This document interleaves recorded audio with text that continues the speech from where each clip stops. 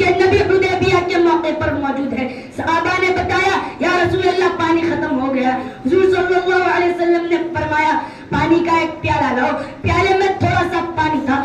آقا نے نبوت والا ہاتھ اس میں ڈالا تو ان کی انگلیوں سے پانی کے چشمے نکل آئے. تو قرآن نے کہا وَرَفَعْنَا لَكَ ذِكْرَكَ، ہم نے تیرے ذکر اور تیری شان کو اونچا کر دیا. تو آگے قبولیت حضور صلی اللہ علیہ وسلم کے پاس حضرت ابو ہریرہ رضی اللہ عنہ آئے اور فرمایا یا رسول اللہ میری ماں کے لیے دعا فرمائے. حضور صلی اللہ علیہ وسلم نے نبوت والا ہاتھ اٹھایا اور فرمایا اللہم اہدی ام ابی ہریرہ، اے اللہ ابو ہریرہ کی ماں کو ہدایت عطا فرما. یہ کہتے ہی ابو ہریرہ اٹھے اور گھر کی طرف بھاگے جا رہے تھے. کسی نے بازو پکڑ لیا اور پوچھا اے ابو ہریرہ کہاں جا رہے ہو؟ فرمایا گھر جا کر دیکھنا چاہتا ہوں کہ پہلے میں گھر پہنچتا ہوں یا محمد کی دعا پہلے پہنچتی ہے.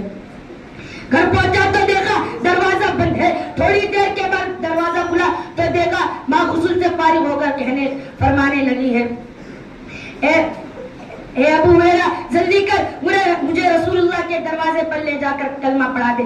تو اس بات پر قرآن کہتا ہے وَرَفَعْنَا لَكَ ذِكْرَكَ، یہ نبی کی شان ہے. ایک مرتبہ ابو جہل حضور صلی اللہ علیہ وسلم کے سامنے مٹھی بن کر فرمانے لگا، مٹھی بن کر کہنے لگا اے ابو جہل بتا میری مٹھی میں کیا ہے؟ حضور صلی اللہ